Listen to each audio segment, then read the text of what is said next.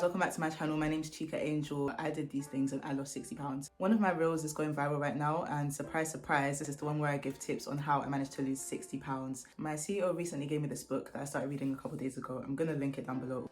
In this book, the author says, you are your actions, not what you want to be or what you want to do. Some people are like, I'm a gym babe, I'm this, I'm that, I'm a fitness girly. But if you're not actively in the process of doing these things, no, you're not. If you're someone that's been saying, oh, I want to lose weight, I'm thinking of losing weight, I might lose weight, I want to lose weight, I might want to lose weight, I'm thinking of losing weight.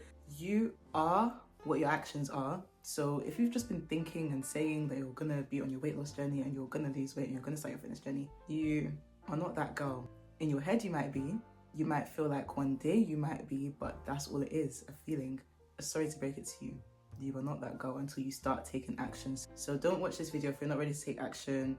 You might as well click out now if you're planning to add this to your watch later and never look back at it or never follow the steps because you don't want it bad enough. This channel is for people that want to take action, want to transform their lives, want to make changes. If you want a summary of the 6 tips I'm going to go through, then go to my Instagram and check out the reel and save it because I'm just going to elaborate on every single point I made in that video. I did do other things as well, but we'll be here forever if I add everything into this video. So I'm just going to give you my top tips that I wish I knew at the start of my journey so I could speed things up, but I do all these things now and it's great. Get into doing 10k steps. If you're trying to lose weight, you've probably seen 10k steps everywhere on your For You page. 10k steps here, 10k steps there, 10k, 10k, 10k, 10k.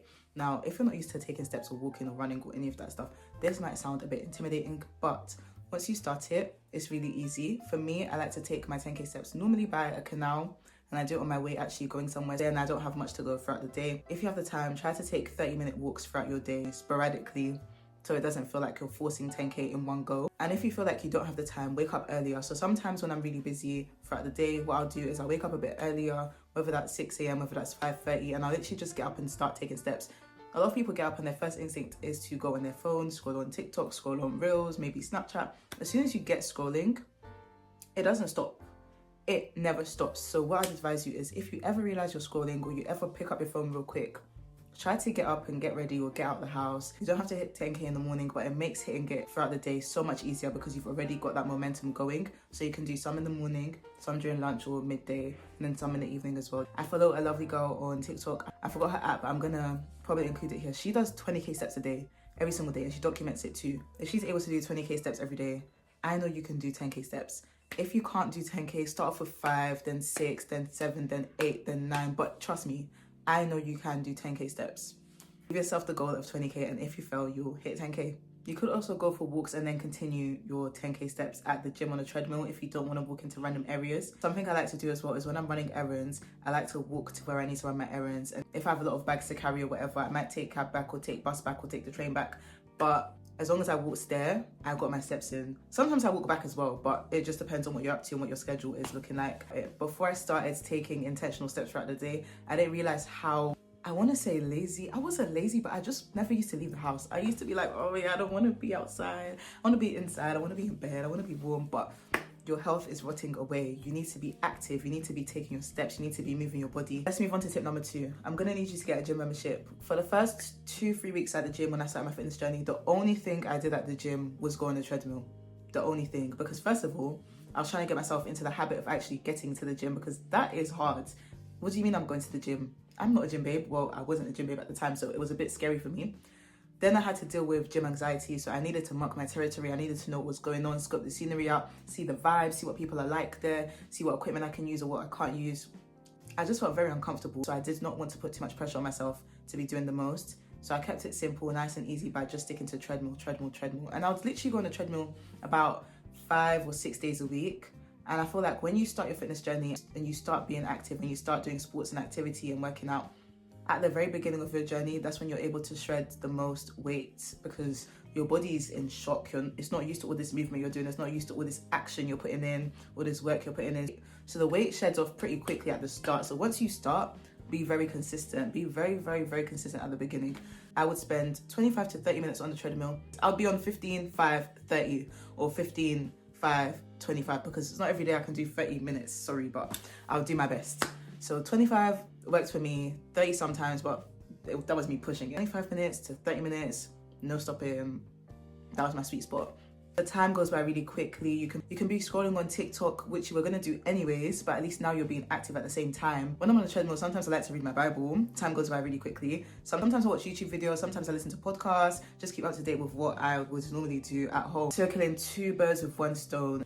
And low-key, this is you starting your productivity princess journey. So a win is a win. My third tip still involves taking steps, being on the treadmill, but I need you to add this onto your steps. When I'm on the treadmill doing my 25 to 30 minutes on the 15 incline, speed 3, I put my hands on my head like this. When I first started it, it was so difficult. I could only do it for like 1 minute, 1 minute and a half, 2 minutes, 3 minutes, but then slowly I could increase it till I hit 5 minutes. I felt like the big boss. What do you mean? 5 minutes like this, right? You might feel like, oh, people are watching you. I never felt like that until I saw someone on TikTok say when they do it, they felt like that. Then I started thinking, wait, are people watching me? But no one's watching you. No one cares. When you put your hands on your head like this and you're walking, it helps your posture so you're walking properly instead of like leaning too forward or leaning too back or holding onto the machines. It helps you burn off fat faster. It targets multiple areas like your back as well, and you can engage your core better as well. So you'll be shredding fat like crazy. And that's the aim, right? We're here to unbig our backs, right? You might not be able to do 25 minutes on your first go on the treadmill, but try 10, then try 15, then try 20, then 25, then 30. You can probably do an hour before you know it. It really helps you build discipline as well, because you start to trust yourself, you start to believe yourself when you say you're going to do something and you actually do it. And it's physically challenging and mentally challenging at the same time. The confidence you start to build is crazy because you literally believe that you can do anything. Like, yes, if I could do 25 minutes on the treadmill, I can conquer the world. Yeah. My next piece of advice is to get an active hobby. Sometimes going to the gym is not glamorous. It's not glitz and glam. It's not fun. Sometimes it is. Sometimes it's just a bit mundane because it's repetitive. It's now your lifestyle. It's now a never-ending cycle. It does favor you, so keep going.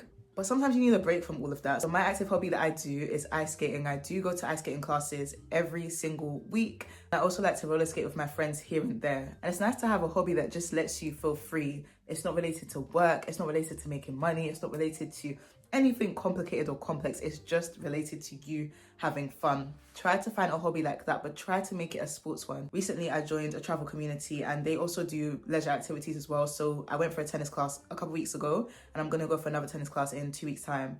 Next week, I'm going to go play paddle with my friend as well. My other friend is trying to make me join a run club as well. I'm going to try my best. Running is something I don't do because if I can join that run club, I can conquer the world. The next step is join an active community or make friends that have those sorts of hobbies.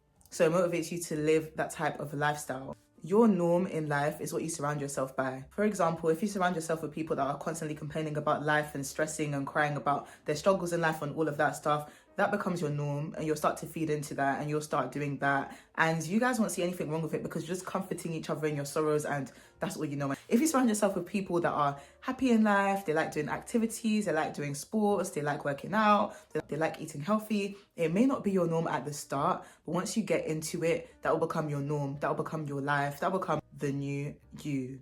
You'll be living your action girl life, the girl that takes action, not even girl, sorry, the action lady life, the lady that takes action. So I've been surrounding myself with fitness and wellness communities. It's not been intentional, but in life, whatever you give the most attention to and whatever you put your focus on is what you attract, because I don't really want to say the energy radiates and all of this stuff, but we can read the room and the room can read you and you will just come together like that. So for example, online on my social media, I feel like I have a good wellness community. We definitely have those clear interests and we have things to talk about. I'm also part of Magnumiz's fitness community. She does personal training, one-to-ones, meal plans, all of that stuff, group sessions. I'm part of that community as well. So I've met some lovely ladies through her fitness program. I'm also part of the AME Leisure Club and I've met some lovely, lovely ladies through there. One of them is the friend that I said is trying to take me to Run Club. If I had not gone to that leisure club, I would have never met someone that wanted to take me to Run Club. Actually, that's not completely true because one of my other friends wants to take me to Run Club, but it's the same sort of setting that I met her in. People that will push you to stay on track are people that are on the same journey or have those same interests. So you can't be hanging around with your big back friends every single day. I have big back friends and I love my big back friends. And when they want to do big back stuff, I like to be involved here and there. But it's not every single day because you just know, oh, when I meet this person, we're eating. When I meet this person, big back, big back, big back, big back. All our backs are loaded up with snacks and so much food. No. If you know you have a friend like that, tell them, step back sis, step back sis. I'm trying to look good for summer, not even just for summer, for life.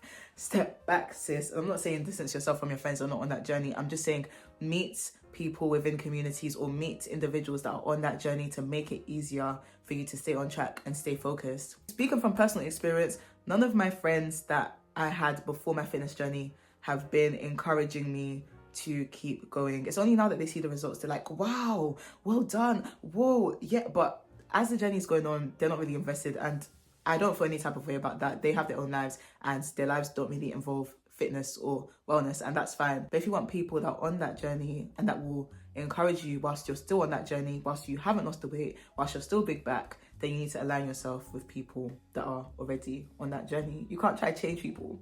I used to try to change people. You cannot change people. I used to be like, oh yeah, you should come, let's go gym. Oh yeah, you should come, let's do that. If that's not who they are, that's not who they are. Lightly mention it. If they're interested, cool. If they're not, keep it stepping and surround yourself by the people that are already interested and invested. My last step, last but not least, please replace all your sugary drinks with sparkling water. I don't want to hear no ifs, buts, what's this girl talking about, or see any bombastic side eyes in here. Please replace your sugary drinks with sparkling water. For the first 5 months of this year, I was more or less just drinking still water and sparkling water. Now that it's summer, I'm obviously letting loose just a little bit here and there. Maybe a little glass of wine, which wine's not that high in calories. So yeah, maybe a little glass of wine here and there, but stick to sparkling water, especially at the start of your journey. What you eat is so important. I'm gonna make another separate video on what you eat because I eat a lot of low carb meals, high protein meals. Sometimes I go through a week or 2 weeks where I do keto, so no carbs whatsoever.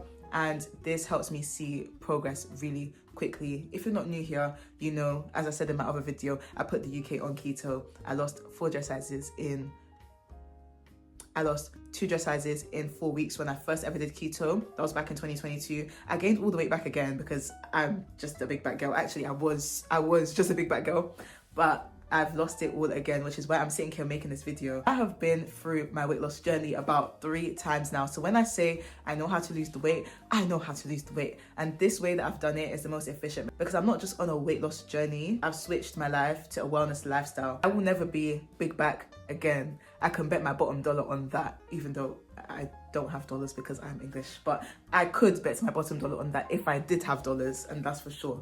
Switch your sugary drinks out for sparkling water. People might look at you funny when you're out eating or you're at a restaurant or whatever, but who cares? And I'm saying this because I've experienced it. Some people get it and some people don't get it. Half the people you eat with are going to be like, sparkling water, there's no way you like that. You're pretending. Oh my gosh, you can't like that. No. Why are you so invested?